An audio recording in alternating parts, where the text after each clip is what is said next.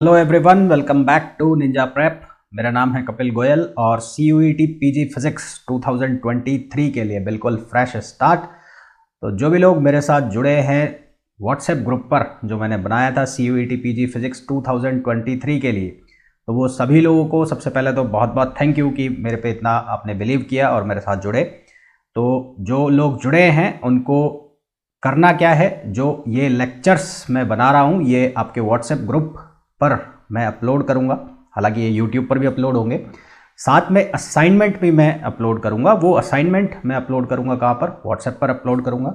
उस असाइनमेंट को आपको करना है, उस असाइनमेंट को सबमिट करना है नेक्स्ट डे। हो सकता है सारे क्वेश्चन हो जाए, हो सकता है कुछ क्वेश्चन नहीं हो। 2 4 5 क्वेश्चन की बात है तो वो आप मेरे को व्हाट्सएप करके उसी ग्रुप के अंदर पूछ सकते हैं। बहुत सारे क्वेश्चन है तो उसका मैं वीडियो सॉल्यूशन बना दूंगा। तो अगर मैं CUET PG फिजिक्स के सिलेबस की बात करूं कि क्या सिलेबस है, तो सिलेबस की अगर अपन बात करें तो सिलेबस में आपका जो सिलेबस है उसके अलग अलग सेक्शंस है। तो एक सेक्शन जैसा है आपका मैथमेटिकल फिजिक्स,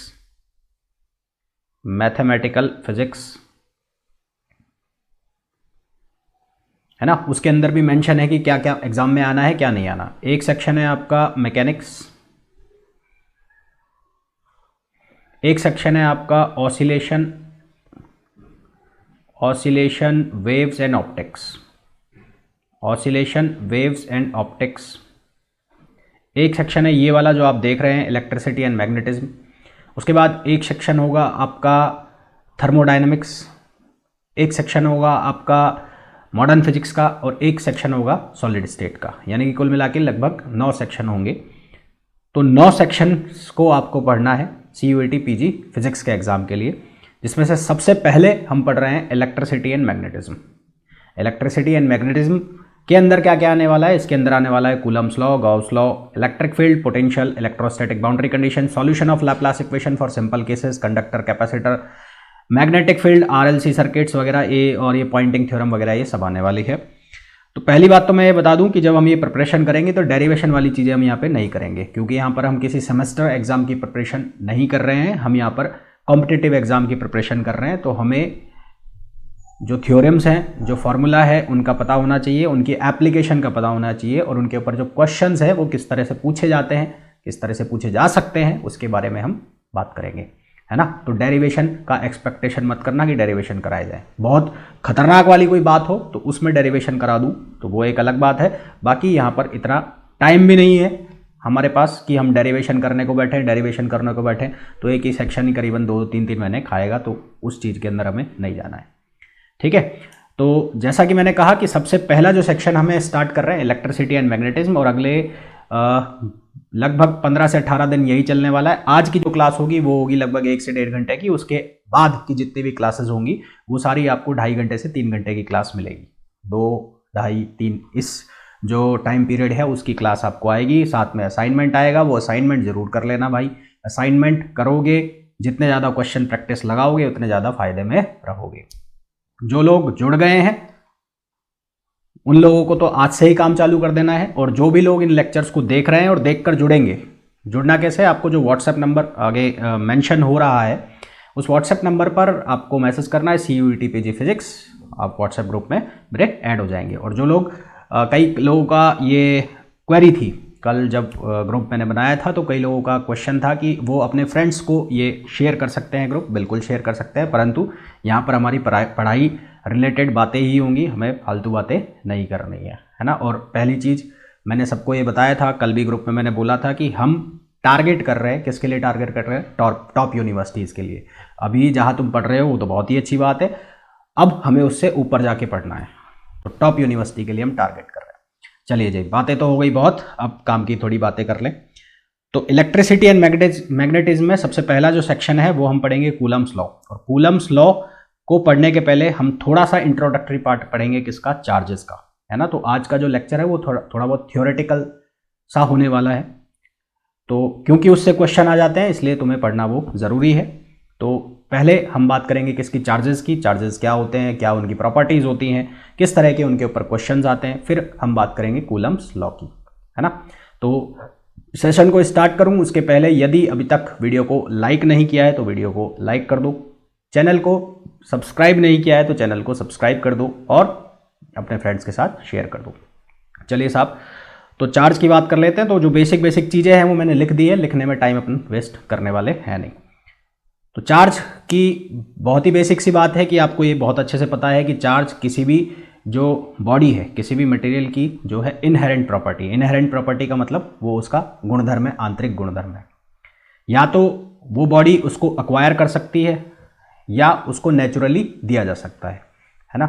या तो उसके अंदर वो नेचुरली है चार्ज, या वो क्या कर सकती है, अगर वो चार्ज नहीं है तो उसको धक्का देके उसको दिया जा सकता है। मतलब कि उस जो न्यूट्रल बॉडी है उसको चार्ज भी किया जा सकता है, और या फिर उसके पास खुद के पास ही चार्ज है। तो चार्ज किसी भी बॉडी की एक प्रॉपर्टी है, या ऐसा कह लूँ कि इनहेरेंट प्रॉपर्टी है, जिसकी वजह से वो इलेक्ट्रिक और मैग्नेटिक जो इफेक्ट्स है वो एक्सपीरियंस करती है। ठीक है, जिसकी वजह से वो इलेक्ट्रिक और मैग्नेटिक इफेक्ट्स जो हैं उनको एक्सपीरियंस करती है। मैं फिर कह रहा हूँ कि कोई बॉडी चार्ज है तो वो नेचुरली चार्ज है, और अगर वो चार्ज नहीं है तो उसको चार्ज दिया भी जा सकता है। तो उस चार्ज की वजह से बेसिकली वो क्या करती है, वो दो काम होते हैं वहाँ पे, या तो वो इलेक्ट्रिसिटी यानी कि इलेक्ट्रिक इफेक्ट महसूस कर लेती है, यानी झटके लग जाते हैं, या मैग्नेटिक इफेक्ट वो फील कर लेती है। एक बात ये हो गई। दूसरी बात होती है कि चार्ज का मतलब क्या है। अब चार्ज का मतलब ये नहीं है कि प्रोटॉन है और इलेक्ट्रॉन है और कि न्यूट्रॉन है, ये चार्ज नहीं है। चार्ज का मतलब है एफिशिएंसी और डेफिशिएंसी और एक्सेस ऑफ इलेक्ट्रॉन्स। यदि इलेक्ट्रॉन्स ज़्यादा हैं या इलेक्ट्रॉन्स कम हैं, तो इलेक्ट्रॉन ज़्यादा हो गया तो उसको हम कुछ बोल देंगे, इलेक्ट्रॉन कम हो गया तो हम उसको कुछ बोल देंगे। कुछ बोल देंगे का मतलब है, थोड़ा सा आगे बता दूंगा। तो चार्ज किसी बॉडी पर है उसका सीधा सा मतलब है कि हम बात कर रहे हैं कि या तो इलेक्ट्रॉन की डेफिशिएंसी है और या क्या है, इलेक्ट्रॉन एक्सेस में है। यानी कि कुल मिला के जो खेल चल रहा है वो सारा का सारा खेल किसका चल रहा है, इलेक्ट्रॉन का। मतलब बाहर जा रहा है या अंदर आ रहा है, दोनों ही कहानी किसकी है, इलेक्ट्रॉन की। यहाँ पर जो ट्रांसफर होगा वो किसका ट्रांसफर होगा, इलेक्ट्रॉन का। प्रोटॉन का ट्रांसफर नहीं होगा, ट्रांसफर किसका होगा, इलेक्ट्रॉन का। ठीक है, तो दूसरी कहानी समझ में आ गई कि चार्ज का मतलब क्या है, या तो एक्सेस में है और या फिर डेफिशिएंसी है। एक्सेस में है तो क्या होगा, डेफिशिएंसी है तो क्या होगा, उसको थोड़ा सा आगे पढ़ लेंगे।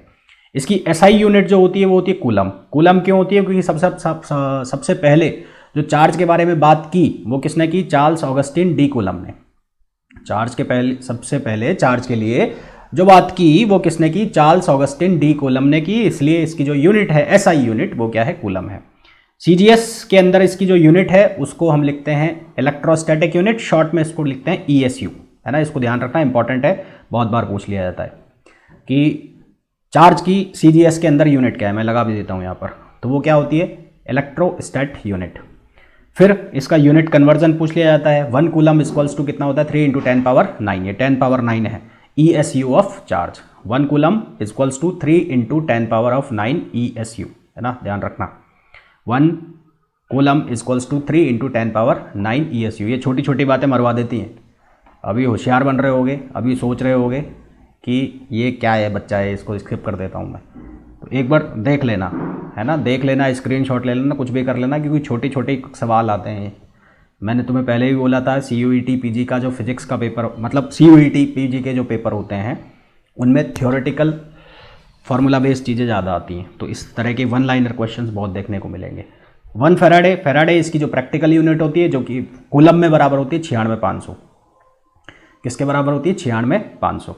डायमेंशन बहुत इंपॉर्टेंट है, मेरे को होमवर्क है ये तुम्हारे लिए। डायमेंशन लिख के बता देना कि चार्ज की डायमेंशन क्या होती है ना।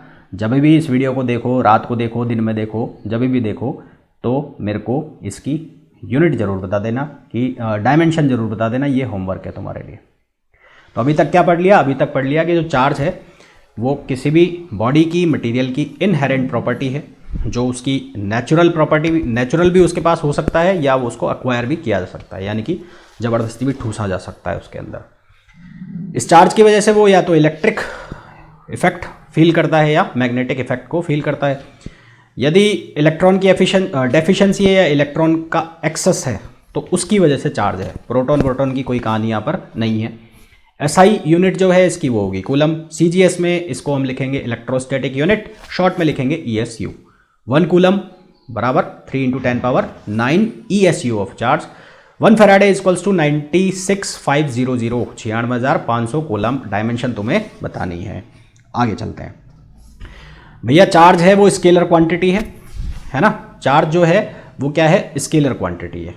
स्केलर का मतलब अदिश। ये कौन सी क्वांटिटी है, अदिश क्वांटिटी है। और ये एक्सेस या डेफिशिएंसी ऑफ इलेक्ट्रॉन को रिप्रेजेंट करती है। दो तरह के चार्ज होते हैं, एक होता है पॉजिटिव चार्ज और एक होता है नेगेटिव चार्ज। पॉजिटिव चार्ज का मतलब क्या है और नेगेटिव चार्ज का मतलब क्या है। पॉजिटिव चार्ज का मतलब क्या होगा, पॉजिटिव चार्ज का मतलब होगा deficiency of electrons, deficiency of electrons. Deficiency of electrons क्या हो जाएगा, पॉजिटिव चार्ज। और एक्सेस ऑफ इलेक्ट्रॉन्स वो क्या हो जाएगा, negative charge. Excess of electrons वो क्या हो जाएगा, नेगेटिव चार्ज। और डेफिशिएंसी ऑफ इलेक्ट्रॉन्स वो क्या हो जाएगा, वो हो जाएगा पॉजिटिव चार्ज। सवाल ये आ जाता है, कई बार पूछ लिया जाता है कि आपके पास दो बॉडी हैं, एक पॉजिटिवली चार्ज है और एक नेगेटिवली चार्ज है। सेम चार्ज है, एक पॉजिटिवली चार्ज है और एक नेगेटिवली चार्ज है। दोनों में से वेट ज़्यादा किस में होगा, है ना। दो बॉडी है, एक पॉजिटिवली चार्ज है और एक नेगेटिवली चार्ज है, तो दोनों के अंदर वेट ज़्यादा किस में होगा। देखो भैया आंसर क्या होगा, हमने यहाँ पर बात करी कि जो एक्सेस ऑफ इलेक्ट्रॉन्स है उसको हम कहते हैं नेगेटिव, और जो डेफिशिएंसी ऑफ इलेक्ट्रॉन है उसको हम क्या नाम देते हैं, पॉजिटिव। तो एक्सेस ऑफ इलेक्ट्रॉन्स कहाँ हो गया, जहाँ पर क्या हो गया, नेगेटिव चार्ज। तो यहाँ पर इलेक्ट्रॉन्स की जो क्वांटिटी है वो ज़्यादा हो गई, तो इसका वेट क्या हो जाएगा, ज़्यादा हो जाएगा। वेट ऐसे ज़्यादा नहीं होगा कि 6-7 किलो बढ़ गया, 10 किलो बढ़ गया, 20 किलो बढ़ गया। हाँ, कंपैरेटिवली वेट उसका क्या हो जाएगा, ज़्यादा हो जाएगा। तो एक सीधा सा सिंपल सा सवाल पूछ लिया जाता है तुमसे कि दो बॉडी हैं, दोनों पर चार्ज है, एक है पॉजिटिव एक नेगेटिव चार्ज है, तो कौन सी का वेट ज़्यादा होगा। तो जो नेगेटिव चार्ज होगी उसका वेट ज़्यादा होगा। कारण क्या है कि एक्सेस ऑफ इलेक्ट्रॉन्स है। ठीक है, फिर अब बात करते हैं उसके आगे। कोई भी आइसोलेटेड सिस्टम है तो उस आइसोलेटेड सिस्टम के लिए उसका चार्ज कंजर्व रहता है, वो टाइम के साथ चेंज नहीं होता है।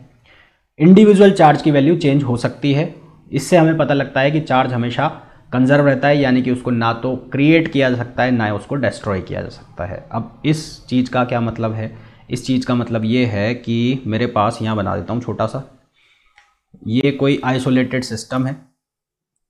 इस आइसोलेटेड सिस्टम में मेरे पास एक चार्ज है +5 कूलम और एक चार्ज है -3 कूलम। तो नेट जो चार्ज हो गया इसके ऊपर, नेट चार्ज कितना हो गया, 2 कूलम हो गया प्लस का, है ना भाई। 5 में से 3 गया, 2 बचेगा, तो कितना बच गया, 2 कूलम प्लस का बच गया। फिर मेरे पास सेम आइसोलेटेड बॉडी है। अब यहाँ पर जो चार्ज पड़ा है वो 6 कूलम पड़ा है और एक चार्ज पड़ा है -4 कूलम। तो अभी भी जो नेट चार्ज की वैल्यू है वो कितनी है, 2 कूलम। तो दोनों ही केसेस में जो नेट चार्ज है वो सेम है ना। नेट चार्ज की वैल्यू क्या है, सेम है, परंतु इंडिविजुअल चार्जेस की वैल्यू क्या हो सकती है, चेंज हो सकती है। तो वही कहानी यहाँ पर लिखी हुई है कि जो चार्ज है हमेशा क्या रहेगा, कंजर्व रहेगा, वो टाइम के साथ चेंज नहीं होगा। इंडिविजुअल चार्ज की वैल्यू क्या हो सकती है, चेंज हो सकती है। इससे हमें पता लग रहा है कि जो चार्ज है हमेशा क्या रहता है, कंजर्व रहता है। ठीक है, समझ आ गई बात, ये कहानी। उसके बाद ये लिखा हुआ है चार्ज इज क्वांटाइज्ड। जो चार्ज है वो क्वांटाइज्ड होता है। गणित की भाषा में कहें तो गणित की भाषा में इसको ऐसे लिखते हैं कि जो चार्ज है वो इंटीग्रल मल्टीपल होता है जो चार्ज की बेसिक जो यूनिट है उसके, बेसिक इलेक्ट्रिसिटी या बेसिक जो चार्ज है उसके इंटीग्रल मल्टीपल होता है। बेसिक का मतलब हो गया ई की वैल्यू कितनी लेनी है, 1.6 × 10⁻⁻19। इंटीग्रल मल्टीपल का मतलब क्या हुआ, n की वैल्यू 0 हो सकती है, n की वैल्यू 1 हो सकती है, 2 हो सकती है, 3 हो सकती है, पर 1/2 नहीं हो सकती, पर 1/3 नहीं हो सकती, मतलब फ्रैक्शन में नहीं हो सकती कुल मिला के, है ना। आप ये नहीं कह सकते कि आपके पास कोई चार्ज है, मेरे पास चार्ज है और तुम मांगने आए कि सर चार्ज दे दो। मैंने कहा कितना दे दो, मैंने कहा मेरे पास तो भाई साहब 4 कूलम चार्ज पड़ा है। तो आप कह रहे हैं सर आधा दे दो, तो आधा चार्ज मैं नहीं दूंगा। मैं कितना दे सकता हूँ, 1 दे सकता हूँ, 2 दे सकता हूँ, 0 दे सकता हूँ, 3 दे सकता हूँ, परंतु जो फ्रैक्शन वाला चार्ज है वो मैं नहीं दूंगा। तो यही ये कहानी है कि चार्ज इज क्वांटाइज्ड यानी कि Q = NE। ठीक, हमेशा इंटीग्रल मल्टीपल होगा किसका, बेसिक चार्ज का। n = 0 1 2 3 integral. आगे बात करें, चार्ज हमेशा मास के साथ होगा, या आप इसको ऐसे भी बोल सकते हो कि चार्ज मास के साथ होगा, पर मास चार्ज के साथ हो ऐसा कोई ज़रूरी नहीं है। मतलब चार्ज जब भी होगा तो उसके साथ मास होना ज़रूरी है, पर मास के साथ चार्ज हो ये कोई ज़रूरी नहीं है ना। ये एक स्टेटमेंट बन गया एक तरह से कि चार्ज के साथ मास हमेशा होगा, मास के साथ चार्ज हो ये कोई ज़रूरी नहीं है। ठीक है। फिर चार्ज यदि रेस्ट में हो तो वो डेवलप करता है इलेक्ट्रिक फील्ड, चार्ज यदि यूनिफॉर्म मोशन में हो तो मैग्नेटिक फील्ड पढ़ते हैं हम, और चार्ज यदि एक्सेलरेटेड मोशन में हो तो इलेक्ट्रोमैग्नेटिक रेडिएशन या ईएम वेव्स भी बोल सकते हो। चार्ज यदि रेस्ट में है तो इलेक्ट्रिक फील्ड पढ़ोगे, चार्ज यदि यूनिफॉर्म मोशन में है तो मैग्नेटिक फील्ड पढ़ोगे, चार्ज यदि एक्सेलरेटेड मोशन में है तो इलेक्ट्रोमैग्नेटिक रेडिएशन पढ़ोगे। और चार्ज, ये अभी थोड़ी देर बात करता हूँ, ये कुल मिला के पूरी इलेक्ट्रिसिटी एंड मैग्नेटिज्म में हमें तीन कहानी पढ़नी है। पहला क्या पढ़ना है, जब चार्ज रेस्ट में है, तो जब चार्ज रेस्ट में होगा तो उसकी वजह से हमें पढ़ना है एक तो इलेक्ट्रोस्टैटिक्स, उसमें हमारा कैपेसिटर आ जाएगा, और क्या आ जाएगा, पोटेंशियल आ जाएगा, और क्या आ जाएगा, करंट इलेक्ट्रिसिटी आ जाएगी, करंट इलेक्ट्रिसिटी। फिर दूसरा साहब, जब चार्ज यूनिफॉर्म मोशन में होगा, तो यूनिफॉर्म मोशन में जब चार्ज होगा तो हमें पढ़ना है मैग्नेटिक फील्ड, फिर तुम्हारा ईएमआई आ जाएगा, और एसी ऑल्टरनेटिंग करंट आ जाएगा, है ना, जो एलआर सर्किट्स वगैरह जितने भी आएंगे। फिर चार्ज को हम दे देंगे एक्सेलरेटेड मोशन, तो एक्सेलरेटेड मोशन जब हम दे देंगे तो हम पढ़ लेंगे इलेक्ट्रोमैग्नेटिक वेव्स। तो कुल मिला के ये 3 सेक्शन ही तो हमें पढ़ने हैं जो पूरा इलेक्ट्रिसिटी एंड मैग्नेटिज्म है। टाइम कितना लगेगा भाई साहब, हम इसके 15 से 18 दिन लेंगे, और आज की जो क्लास है वो शायद 1-1.25 घंटे की हो। कल से जो आपको क्लासें मिलेंगी वो 2 घंटे के ऊपर की क्लासें मिलेंगी, है ना, तो वो देखनी ज़रूर है, आपको देखनी है, उससे रिलेटेड जो भी असाइनमेंट होगा वो सारे करने हैं। फिर एक लास्ट इसमें लिखा हुआ है, charge is relativistically neutral. Charge relativistically neutral होता है साहब, इस बात का क्या मतलब है, इस बात का मतलब समझते हैं। रिलेटिव वेलोसिटी वाले कॉन्सेप्ट पढ़े होंगे सबने। देखो, एक बॉडी ये है, एक बॉडी ये है ए, और ये है बी, ये इधर जा रही है, ये इधर जा रही है, तो दोनों की जो, ये v से जा रही है इधर, ये v से इधर जा रही है, तो दोनों की जो रिलेटिव वेलोसिटी हो गई 2 हो गई। हमने पढ़ा है कि 2 सेम वेलोसिटी से ऑपोजिट डायरेक्शन से आ रहे हैं तो रिलेटिव वेलोसिटी क्या हो जाती है, 2v, और दोनों सेम डायरेक्शन में जा रहे होते a और b, तो इनकी जो रिलेटिव वेलोसिटी हो जाती है वो क्या हो जाती है, 0, है ना। सही बोल रहा हूँ ना, सही बोल रहा हूँ कि मान लो कोई बॉडी a है, इधर से आ रही है, उसकी वेलोसिटी है v, एक कोई बॉडी b है, वो इधर से आ रही है, वेलोसिटी है v, दोनों की जो कुल वेलोसिटी हो गई, रिलेटिव वेलोसिटी, वो हो गई 2v। दोनों अपोजिट से आ रहे हैं तो ऐड हो जाएगा, सेम डायरेक्शन में जा रहे हैं तो माइनस हो जाएगा, और कितना आ गया, 0। वहीं अगर मैं इसको ऐसा बोल दूं कि कोई बॉडी है a, वो इधर जा रही है c वेलोसिटी, c मतलब लाइट की स्पीड, और कोई बॉडी है b, वो इसके अपोजिट डायरेक्शन में ऐसे चल रही है, वो भी c वेलोसिटी से, तो क्या ये 2c हो जाएगा, नहीं होगा। ये कितनी रहेगी, रिलेटिव स्पीड भी कितनी रहेगी, c रहेगी, ठीक है, क्या रहेगी, c। इसी तरह से मान लो ये इधर जा रहा है a से, a बॉडी, और ये b भी इधर जा रही है, इसकी स्पीड भी c है और इसकी स्पीड भी c है, तो क्या ये 0 हो जाएगा, नहीं होगा। ये कितना रहेगा, c रहेगा रिलेटिव स्पीड। तो चार्ज रिलेटिविस्टिकली क्या रहता है, न्यूट्रल रहता है, ध्यान रखना, इसको इंपॉर्टेंट है, ठीक है। एक ये इंपॉर्टेंट है, एक इसमें है इंपॉर्टेंट क्या, ये वाला इंपॉर्टेंट, और एक मैंने बता दिया आपको क्वांटाइज्ड। ये 3-4 बातें इसमें इंपॉर्टेंट है। तो ये तो चार्ज की बेसिक कहानी हमने पढ़ ली। एक बार मैं फिर से आप लोगों को बता दूं, जो भी लोग CUET PG फिजिक्स से प्रिपरेशन करना चाहते हैं तो वो जो मेरा व्हाट्सएप ग्रुप है CUET PG फिजिक्स के नाम से, उसको वो ज्वाइन कर सकते हैं। आपको ये जो व्हाट्सएप नंबर शो हो रहे हैं इन पर आपको मैसेज करना है। मैसेज में आपको क्या लिखना है, CUET PG फिजिक्स 2023 या CUET PG 2023 फिजिक्स, वो व्हाट्सएप ग्रुप के अंदर मैं आपको ऐड कर दूंगा। आगे बढ़ते हैं। फिर जो मेथड ऑफ चार्जिंग है, चार्जिंग के हमने छोटी क्लासों में पढ़े हैं, 3 मेथड होते हैं, charging by friction, charging by induction, charging by conduction. Friction और इंडक्शन में जब हम बात करेंगे तो फ्रिक्शन का मतलब हमें टच कराना पड़ेगा, ऐसे घिसना पड़ेगा। कंडक्शन का मतलब भी हमें टच कराना पड़ेगा, इंडक्शन का मतलब हमें छूना नहीं है। तो यहाँ पर टच होगा, बिल्कुल होगा, यहाँ पर टच होगा, बिल्कुल होगा, कांटेक्ट करना जरूरी है। यहाँ पर नो कांटेक्ट, नो कांटेक्ट। ठीक है, जब चार्जिंग बाय फ्रिक्शन हम कराएंगे तो दोनों पर ऑपोजिट चार्ज आएंगे, दोनों बॉडीज पर कौन से आ जाएंगे, ऑपोजिट, तो ऑपोजिट चार्ज आएंगे यहाँ पर, opposite charge. Charging by induction में भी कौन से चार्ज आएंगे, ऑपोजिट चार्ज आएंगे, दोनों के ऊपर कौन से चार्ज आ जाएंगे, ऑपोजिट। चार्जिंग बाय कंडक्शन हम जब कराएंगे दोनों पर कौन से चार्ज आएंगे, सेम चार्ज आ जाएंगे, पहला। दूसरा, चार्जिंग बाय कंडक्शन जब हम कराएंगे दोनों की पोटेंशियल क्या हो जाएगी, सेम हो जाएगी, potential of both the bodies will be same, दोनों जो बॉडी है उनकी जो पोटेंशियल है वो यहाँ पर क्या हो जाएगी, सेम हो जाएगी। इसके ऊपर बहुत क्वेश्चन पूछे जाते हैं भाई, इंपॉर्टेंट है।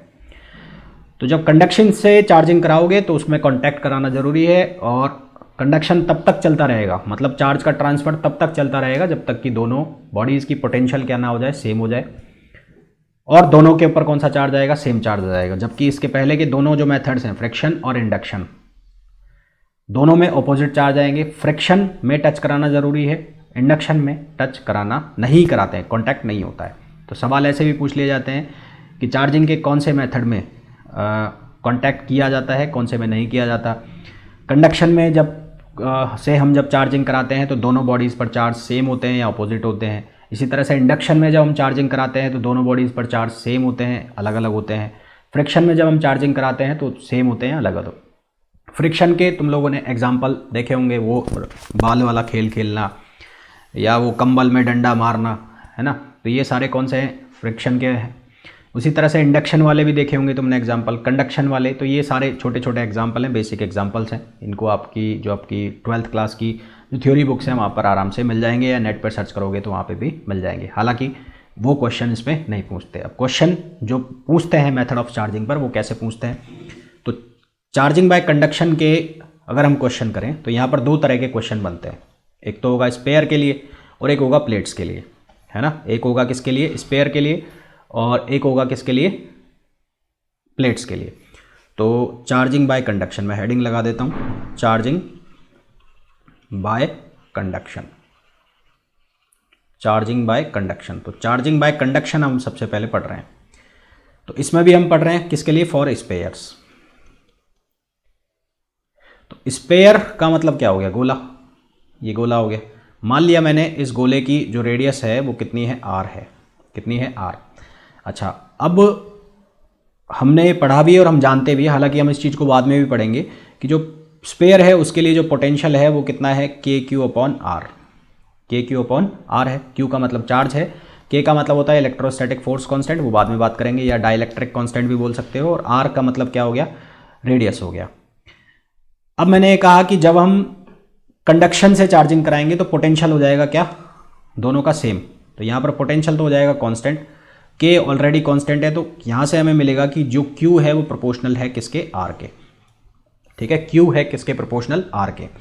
तो जब भी स्पेयर की आप चार्जिंग कराओगे, स्पेयर के लिए जब आप चार्ज निकालोगे तो वहाँ पर आपको यूज़ करना है ये वाला कॉन्सेप्ट, कि जो Q है वो डायरेक्टली प्रोपोर्शनल होगा किसके, रेडियस के। Q डायरेक्टली प्रोपोर्शनल होगा किसके, रेडियस के। आपको ये मेथड यूज़ करना है। ये फार्मूला हालांकि कई लोगों को, सभी लोगों को लगभग पता होगा कि मैंने कैसे लिखा है, नहीं पता है फिर भी तो मैं आगे जब पढ़ाऊंगा इलेक्ट्रिक फील्ड पोटेंशियल तब बता दूंगा। फिलहाल हम चार्ज की बात कर रहे हैं तो इतना दिमाग नहीं लगाना है, जो मैं बोल रहा हूँ वो सुन लो, कि जब स्पेयर की चार्जिंग की बात होगी तो वहाँ पर क्या दिमाग लगाना है, Q प्रोपोर्शनल टू R, पहली चीज़। दूसरी चीज़ क्या है, दोनों के जो पोटेंशियल है वो क्या हो जाएंगे, सेम हो जाएंगे। अब सवाल कैसे पूछे जाते हैं वो देख लेते हैं। एक सवाल आपको ऐसा दिया गया, ये क्वेश्चन दिया गया, क्वेश्चन में बोला गया कि एक स्पेयर है और उस स्पेयर की रेडियस है R और उस पर चार्ज है Q।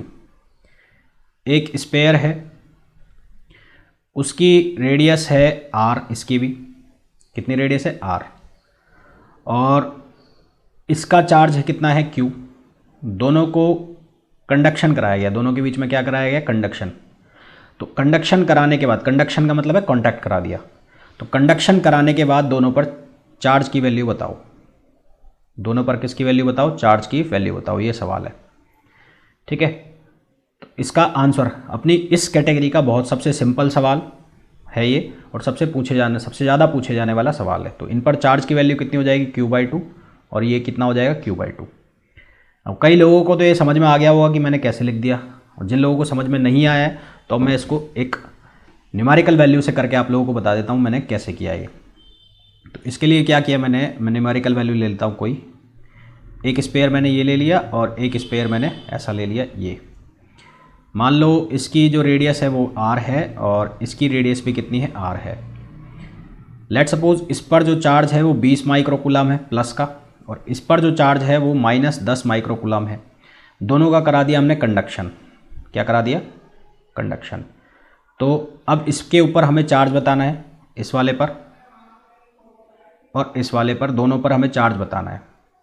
ठीक है, तो एक जो सबसे पहली चीज़ जो आपको याद रखनी है वो क्या रखनी है कि यदि जिन स्पेयर्स के बीच में आप कंडक्शन करा रहे हो उनकी रेडियस सेम है, जिन स्पेयर्स के बीच में आप क्या करा रहे हो, कंडक्शन करा रहे हो, और रेडियस उनकी क्या है, सेम है, रेडियस सेम है, दोनों की रेडियस क्या है, सेम है, तो दोनों जो स्पेयर होंगे उनके ऊपर जो आप चार्ज की वैल्यू लिखोगे वो कैसे लिखोगे, जो कुल चार्ज है, दोनों जो स्पेयर पर चार्ज है उसको ऐड कर दोगे और उसका क्या कर दोगे, आधा कर दोगे। दोनों जो स्पेयर हैं उन पर जो चार्ज है उनको ऐड कर दोगे और उसको आधा कर दोगे। मतलब यहाँ पर लिखा है 20, यहाँ पर लिखा है -10 और उसको क्या करना है, आधा करना है। तो कितना हो गया, 20 - 10 कितना हो गया, 10 बटा 2 कितना हो गया, 5 माइक्रोकूलम। और यहाँ पर भी कितना आ जाएगा, 5 माइक्रोकूलम। ठीक है, यहाँ पर भी कितना आ गया, 5 माइक्रोकूलम, और यहाँ पर भी कितना आ गया, 5 माइक्रोकूलम। ये केवल और केवल कब पॉसिबल करना है, जब दोनों चार्ज की रेडियस क्या हो, सेम हो। सेम होगी रेडियस तो उस केस में डायरेक्ट आंसर इस तरह से निकाल सकते हो। और यही कहानी मैंने यहाँ की थी, कैसे, Q + Q/2 है ना, Q + Q नहीं, एक मिनट, यहाँ पर जीरो चार्ज है, जीरो, तो ये कितना हो गया, Q + 0/2, और ये कितना हो गया, Q + 0/2, तो ये भी कितना हो गया, Q/2, और ये भी कितना हो गया, Q/2। तो जब सेम रेडियस वाले जो क्वेश्चंस होंगे उनको जब आपको सॉल्व करना है, उनको जब आप सॉल्व करोगे तो उनके लिए क्या करोगे, जो दोनों स्पेयर्स पे चार्ज है उसका आप एल्जेब्रिक सम कर दोगे और उसका कर दोगे आधा। हालांकि इसके पीछे की गणित क्या है वो मैं आपको बता दूं। मैंने यहाँ पर लिखा है Q ∝ क्या है, R है। ठीक है, Q ∝ क्या है, R है।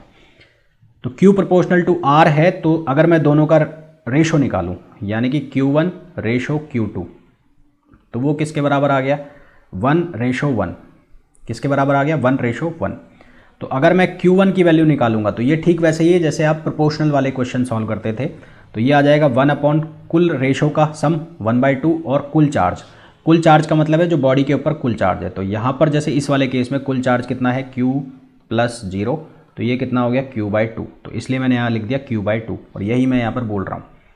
ठीक है, जिन लोगों को समझ में नहीं आया कि ये मैंने कैसे करा, जैसे कि इसका एग्जांपल ऐसे ले लो, आपके पास दो कोई क्वांटिटी है और उनका जो रेशो है वो 1:4 में है। ए और बी के बीच में आपको 100 रुपीज़ बांटने हैं 1:4 में। तो ए के पास कितने आएंगे, 1/5, और टोटल कितना है, 100। और बी के पास कितने आएंगे, 4/5, और टोटल कितना है, 100। तो ठीक वही कहानी है कि Q1 और Q2 का जो रेशो हो गया रेडियस के फॉर्म में वो हो गया 1:1 यहाँ पर, और इस 1:1 का जो फॉर्म है वो टोटल चार्ज बांटना है इन दोनों में। तो टोटल चार्ज कितना हो गया, दोनों का हमने क्या कर लिया, सम कर लिया। तो ये क्या हो गया, टोटल चार्ज हो गया। ठीक है, जैसे कि एक और क्वेश्चन लूँ मैं, आगे लेता हूँ। नेक्स्ट क्वेश्चन कहाँ है मेरे पास, एक मिनट रुको, क्वेश्चन देख लेता हूँ मैं। हाँ, तो फॉर एग्जांपल मेरे पास अब जो क्वेश्चन है वो ऐसे है कि एक चार्ज है, एक स्पेयर है, उसकी रेडियस है r, और उस पर जो चार्ज है वो 100 माइक्रोकूलम है, और एक स्पेयर है उसकी रेडियस है 3r, और इसके ऊपर जो चार्ज है वो 80 माइक्रोकूलम है, और दोनों को करा दिया हमने कंडक्शन करा दिया। तो अब हमें जो चार्ज है उसकी वैल्यू बतानी है कि वो चार्ज कितना हो गया, ये बताना है हमें। ठीक है, ये बताना है। कैसे करेंगे, वही तरीका। अब देखो रेडियस दोनों की अलग अलग है, तो सीधा जोड़ के आधा मत कर देना, गलत हो जाएगा। अब रेडियस यहाँ पर अलग अलग है, तो रेडियस अलग अलग है, तो मान लो इस पर चार्ज है Q1 और इस पर चार्ज है Q2। तो Q1 प्रोपोर्शनल टू Q2 कितना हो गया, ये हो गया 1:3। कितना हो गया 1:3। तो Q1 जो हो गया वो हो गया 1/4 इंटू यहाँ का जो टोटल चार्ज है, यहाँ का जो टोटल चार्ज है वो कितना है 180। 180 करोगे तो कितना आ गया, ये आ जाएगा 45। Q1 की वैल्यू आ जाएगी 45 माइक्रो कूलम 45। तो Q2 की वैल्यू कितनी हो जाएगी, Q2 की हो जाएगी 3/4 इंटू 180 और ये आ जाएगा 135। तो यहाँ से Q1 का आंसर आ जाएगा 45 माइक्रो कूलम और Q2 का जो आंसर आ जाएगा 135 माइक्रो कूलम। समझ में आ गई ये गणित, है ना। तो जब आपको क्वेश्चन पूछे जाएंगे मेथड्स ऑफ चार्जिंग पे और उसमें भी न्यूमेरिकल जो क्वेश्चन बनेंगे आपके वो बनेंगे चार्जिंग बाय कंडक्शन, तो इस तरह के क्वेश्चन बनेंगे स्पेयर के लिए। किसके लिए, स्पेयर के लिए। तो यहाँ तक जिन भी लोगों को समझ में आ गया है भाई वो कमेंट करके बता दो, थम्स अप वगैरह जो भी सिंबल छोड़ते हो ना तुम वो सिंबल बता दो, समझ में आ गया यहाँ तक। तो चलो साहब आगे बात करें। अच्छा, अब हम बात करेंगे प्लेट्स, चार्जिंग ऑफ प्लेट्स की। किसकी बात करेंगे, चार्जिंग ऑफ प्लेट्स,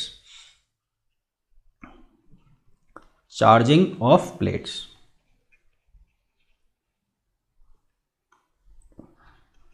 हालांकि ये जो चीज़ें हैं चार्जिंग ऑफ प्लेट और मेथड ऑफ चार्जिंग ये बाद की बातें हैं जब हम बात करते हैं पोटेंशियल की, इलेक्ट्रिक फील्ड की, क्योंकि हम यहाँ पर चार्ज पढ़ रहे हैं इसलिए मैं आपको बता रहा हूँ कि किस तरह के इससे क्वेश्चन पूछे जाते हैं, है ना। तो चार्जिंग ऑफ प्लेट की जब हम बात करेंगे तो उसमें आपको क्या ध्यान रखना है उसकी बात कर लेते हैं। जैसे कि आपको ये प्लेट दी, एक प्लेट ये दी और एक प्लेट ये दी, ऐसा प्लेट दे दी दो, है ना, ये दो प्लेटें दे दी आपको। तो इसका जो चार्ज है वो लेट सपोज वो है Q1 और इसका जो चार्ज है लेट सपोज वो क्या है Q2। तो सबसे पहले तो यहाँ पर कितनी सरफेसेस हैं वो गिन लेते हैं। तो यहाँ पर ये जो प्लेट्स हैं इनको हम 4 सरफेस में बांट देंगे। एक सरफेस ये हो जाएगी, एक सरफेस ये अंदर वाली, एक ये सरफेस अंदर वाली इस प्लेट के और एक ये सरफेस ये वाली। तो टोटल कितनी सरफेस हो गई, 4 सरफेस हो गई। कितनी सरफेस हो गई, 4। तो 1 और 4 जो है वो तो आउटर सरफेसेस रहेंगी और जो 2 और 3 है वो कौन सी सरफेस रहेंगी, इनर। ध्यान से सुनो, 1 और 4 वो कौन सी सरफेस रहेंगी, आउटर, और 2 और 3 वो कौन सी सरफेस रहेंगी, इनर सरफेस रहेंगी, है ना। तो अब मैं बताऊं कि 1 पे क्या चार्ज रहेगा, 4 पे क्या चार्ज रहेगा, 2 पे क्या चार्ज रहेगा और 3 पे क्या चार्ज रहेगा। तो सबसे पहले चार्ज ऑन इनर सरफेस 2। तो इनर सरफेस 2 पर चार्ज लिखना है तो इसको लिख दिया मैंने स्मॉल Q2 से। तो इसको आप कैसे लिखोगे और जो मैं बता रहा हूँ वही करना है, इसका रीज़न हम आगे बात करेंगे जब पढ़ेंगे, फिलहाल ध्यान रख लेना ऐसे लिखना है। क्या लिखना है, Q1 माइनस Q2/2। क्या लिखना है, Q1 माइनस Q2/2। ये तो हो गया चार्ज किस पर, सरफेस 2 पर। चार्ज ऑन सरफेस 3, तो 3 पर क्या लिखोगे, जो 2 पर चार्ज आया है उसका अपोजिट कर दो, जो 2 पर चार्ज आया है उसका अपोजिट कर दो, यानी कि ये माइनस Q2 हो जाएगा। मेरा मतलब क्या हो गया बोलने का कि माइनस ब्रैकेट में लग जाएगा Q1 माइनस Q2/2। तो ये किस पर हो गया, Q3 पर चार्ज हो गया। फिर हमें निकालना है Q1 पर और Q4 पर। तो 1 और 4 पर चार्ज रहेगा हमेशा सेम, 1 और 4 पर चार्ज हमेशा क्या रहेगा, सेम। तो चार्ज ऑन सरफेस 1 एंड 4, तो 1 एंड 4 पर जो चार्ज रहेगा Q1 एंड Q4 उसकी वैल्यू क्या लिखोगे साहब आप, उसकी वैल्यू लिखोगे Q1 प्लस Q2/2। क्या लिखोगे, Q1 प्लस Q2/2, है ना। मैं वापस बता दूं कि आपको इस तरह से प्लेटें दे दी जाएंगी, आपसे पूछा जाएगा कि इसके आउटर सरफेस पर चार्ज कितना है, इनर सरफेस पर चार्ज कितना है। तो वो कैसे निकालना है, सबसे पहले तो मैंने इनको सरफेसेस में बांट दिया। ये बाहर वाली जो सरफेस है ये कहलाएंगी आउटर सरफेस और जो अंदर वाली सरफेसेस हैं ये कहलाएंगी इनर सरफेस। तो इनर सरफेस यहाँ पर कौन कौन सी बन रही है, वो बन रही है 2 और 3। तो Q2 को कैसे लिखोगे, Q1 माइनस Q2/2। कोई इफ बट नहीं है कि मैंने ये क्यों लिखा है, मैंने Q2 माइनस Q1/2 क्यों नहीं लिखा, इस बारे में हम बात नहीं कर रहे हैं, इस बारे में हम बात करेंगे आगे जब हम पढ़ेंगे पोटेंशियल। अभी चार्ज की हम बात कर रहे हैं, चार्ज के किस तरह के क्वेश्चन बन सकते हैं वो बता रहा हूँ। सरफेस 3 पर चार्ज क्या होगा, जो 2 पर चार्ज है उसका अपोजिट कर दो, तो minus Q1 minus Q2/2। Charge on surface 1 और 4 हमेशा क्या रहेगा, सेम। Q1 बराबर Q4 कितना रहेगा, Q1 प्लस Q2/2। ठीक है, सवाल देख लेते हैं अब कैसे आएंगे। कि आपको क्वेश्चन दिया इस तरह का, ये एक प्लेट है, एक प्लेट और एक प्लेट ये है। इस प्लेट के ऊपर टोटल जो चार्ज है वो 2Q है और इस प्लेट के ऊपर जो टोटल चार्ज है वो 6Q है। हमें सभी सरफेसेस के ऊपर चार्ज बताना है कितना आएगा। तो सबसे पहले तो सरफेस बना दो। तो ये सरफेस कौन सी हो गई 1, ये हो गई 2, ये हो गई 3 और ये हो गई 4। ठीक है, तो Q2 कितना लिखोगे, ये 1 हो गया और ये 2 हो गया, तो क्या होगा 2Q माइनस 6Q अपॉन 2। तो ये कितना हो जाएगा, 2Q माइनस 6Q कितना हो जाएगा, माइनस 4Q अपॉन 2, तो कितना आ जाएगा माइनस 2Q माइनस 2Q। फिर Q3 लिखना है। मैंने कहा Q3 चार्ज वो होगा Q2 का अपोजिट, तो Q2 का अपोजिट माइनस 2Q का अपोजिट कितना हो जाएगा 2Q, कितना हो जाएगा 2Q। फिर लिखना है Q1, तो Q1 की वैल्यू कितनी होगी, दोनों को जोड़ के आधा, तो 2Q प्लस 6Q अपॉन 2, तो ये कितना हो गया 6 और 2 8 और बटा 2 कितना हो गया 4Q। ठीक है, देखो तो यहाँ चार्ज हो गया 4Q और यहाँ चार्ज कितना हो गया माइनस 2Q। इन दोनों का एल्जेब्रिक समेशन कितना आना चाहिए 2Q और आ रहा है। तो यहाँ चार्ज Q3 पर कितना हो गया 2Q, तो बाहर कितना चाहिए 4Q और मैंने कहा Q1 और Q4 दोनों क्या रहेंगे सेम, तो यहाँ चार्ज कितना आ गया 4Q। तो इस तरह से आपको ये क्वेश्चंस करने हैं प्लेट वाले। एक और ले लेते हैं, ज़रूरी थोड़ी दो ही हो। आप तो कहोगे कि हम 3 प्लेट रखेंगे, 3 प्लेट रखेंगे तो सवाल कैसा बनेगा, तो 3 प्लेट का सवाल भी ले लो। ये 3 प्लेट ले लो, ये 3 प्लेट ले लो, 1 2 और ये 3, ये 3 प्लेटें हो गई।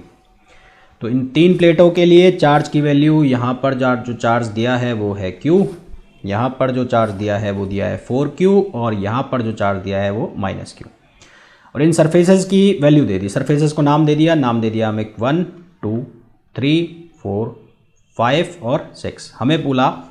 हमें क्या बोला कि Q1 की वैल्यू बताओ, Q2 की वैल्यू बताओ, Q3 की वैल्यू बताओ, Q4 की वैल्यू बताओ, Q5 की वैल्यू बताओ और Q6 की वैल्यू बताओ। कैसे करोगे, 2 तक तो कहानी समझ में आ गई, 3 की कहानी कैसे करें।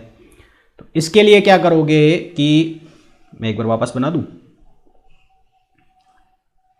इसके लिए थोड़ा सा वेट कर लेते हैं फिर आंसर निकालते हैं। तो इसके लिए हम क्या करेंगे कि ये तो है Q, ये कितना है साहब 4Q और ये कितना है साहब माइनस Q है ना, ये माइनस Q है ना, हाँ माइनस Q है। तो ये 1 2। अब देखो जब 2 से ज़्यादा प्लेटें हों तो उस केस में क्या करोगे कि पहली प्लेट को छोड़ के बाकी जो प्लेटें हैं उनका एक सिस्टम बना लोगे। पहली प्लेट को छोड़ के बाकी की जो प्लेटें होंगी उनका क्या बना लोगे, एक सिस्टम बना लोगे, है ना। हो सकता है यहाँ पे 3 4 5 कितनी भी प्लेटें होती, सबका क्या बना लेते एक सिस्टम, और सबके चार्ज जो हैं उनका एल्जेब्रिक सम कर दो। तो सबके चार्ज का एल्जेब्रिक सम कितना हो गया 4Q और ये माइनस Q कितना हो गया, ये हो गया है 3Q। तो अब मेरे पास जो सिस्टम बन गया वो नया सिस्टम बन गया। नया सिस्टम क्या बना है, नया सिस्टम ये बन गया, एक प्लेट ये, इस प्लेट पर जो चार्ज है वो कितना है Q और एक सिस्टम ये बन गया, इस कंबाइंड सिस्टम पर कितना है 3Q, कितना है 3Q। तो ये जो प्लेट थी ये सरफेस थी 1 और ये 2, तो ये अभी भी 1 है और ये अभी भी 2 है। तो Q2 की जो वैल्यू है हम कैसे निकालते थे, इसमें से इसको माइनस करो, Q माइनस, अब यहाँ पर कितना हो गया 3Q अपॉन क्या करना है 2, तो कितना आ गया माइनस 2Q अपॉन 2, तो कितना बचा माइनस का Q, कितना बच गया माइनस का Q, माइनस Q बचेगा ना भाई, Q माइनस 3Q, तो Q माइनस 3Q कितना हो गया माइनस 2Q, माइनस 2Q में डिवाइड हो गया 2, तो कितना बच गया माइनस Q, तो यहाँ पर कितना आ गया माइनस Q। तो इसका मतलब ये प्लेट पर आंसर कितना आ गया माइनस Q, तो Q2 की वैल्यू कितनी हो गई माइनस Q। अब जो चार्ज Q2 पर होगा वो उसका ऑपोजिट यहाँ पर होगा, यहाँ पर यानी कि 3 पर, तो 3 पर जो चार्ज होगा वो कितना होगा, वो प्लस Q होगा। यहाँ पर कुल चार्ज कितना होना चाहिए 4Q, तो इसके एक साइड आ गया Q, तो दूसरी साइड यानी कि 4 पर जो चार्ज आएगा वो कितना आएगा 3Q, टोटल कितना होना चाहिए, 4Q होना चाहिए ना। तो 4 पर कितना आ गया, 3Q आ गया। तो यहाँ पर जो चार्ज हो गया 3Q, तो यहाँ पर इसका अपोजिट होगा, यानी कि Q5 क्या होगा, -3Q होगा। Q5 क्या होगा, -3Q। ये हो गया -3Q। अब यहाँ -3Q है, मेरे को नेट कितना बचाना है, -Q। तो इसमें से माइनस कितना करना पड़ेगा, 2Q, यानी कि इस सरफेस पर जो चार्ज होगा वो कितना होगा, 2Q। तो Q6 जो होगा वो कितना होगा, 2Q। तो Q6 की वैल्यू आ गई 2Q। तो मैंने कहा आउटर सरफेस पर चार्ज की वैल्यू क्या रहेगी, सेम। तो 1 के ऊपर भी जो चार्ज को होगा वो कितना होगा, 2Q होगा, है ना। तो Q1 की वैल्यू भी कितनी आ जाएगी, 2Q। ठीक है। तो भाई ये जो अभी तक हमने पढ़े, ये सारे क्वेश्चंस या जो भी हमने बेसिक चीज़ें पढ़ी, ये सारी हमने पढ़ी चार्ज के बारे में। तो ये तो एक तरह से इंट्रोडक्टरी लेक्चर हो गया। और अब इसके बाद हम मेन कोर्स में आएंगे। ये बताना इसलिए ज़रूरी था कि हो सकता है कि आप लोगों में से कई लोगों को ये चीज़ों का ज्ञान ना हो, और ये भी हो सकता है कि आप सभी लोगों को पता हो, कुछ को पता हो कुछ को नहीं पता हो, हर तरह की पॉसिबिलिटी है। यूज़फुल सभी के लिए था, है ना। तो अब हम मेन कोर्स के अंदर एंटर करेंगे, जिसमें सबसे पहले हम बात करेंगे कूलम्स लॉ की। कूलम्स लॉ के किस तरह के क्वेश्चन बनते हैं, कूलम्स लॉ क्या होता है, कैसे कैसे उसके क्वेश्चन पूछे जा सकते हैं, पूछे गए हैं। उसके बाद हम सिलेबस में आगे बढ़ते चले जाएंगे, है ना। तो इससे रिलेटेड जो भी असाइनमेंट होगा वो असाइनमेंट मैं पोस्ट कर दूंगा थोड़ी देर बाद, जब मैं लगभग अभी जो भी टाइम हो रहा होगा उसके 1-2 घंटे बाद मैं असाइनमेंट पोस्ट कर दूंगा। कल जब मैं वीडियो पोस्ट करूंगा, वीडियो मैं अपलोड करूंगा अराउंड वही 7-8 बजे तक शाम को। तो उसके पहले पहले आपको वो सारे क्वेश्चंस करके भेज देने हैं। आपके जो कोई डाउट हो इस पर्टिकुलर वीडियो से रिलेटेड, या आपकी कोई क्वेरी और हो कि साहब ये कब होगा और वो कब पढ़ाओगे और ये, तो वो आप मेरे से वहाँ पर ही कमेंट करके, या तो यहाँ पर कमेंट करके पूछ सकते हो, या व्हाट्सएप ग्रुप पे आपका जो भी डाउट है वो पूछ सकते हो। ठीक है। तो मैंने कहा आज का जो लेक्चर है वो इंट्रोडक्टरी था, तो आज इतना ही। कल से जो लेक्चर आपको मिलेंगे वो 2 घंटे से ज़्यादा के होंगे, या लगभग 2 घंटे 3 घंटे ऐसे में वो लेक्चर चलेंगे, है ना। और वो असाइनमेंट जरूर करने हैं आपको। तो जिन भी लोगों ने अब तक वीडियो को लाइक नहीं किया है अब तक, प्लीज़ लाइक कर दो, शेयर सभी को करना है। चैनल को सब्सक्राइब नहीं किया है तो चैनल को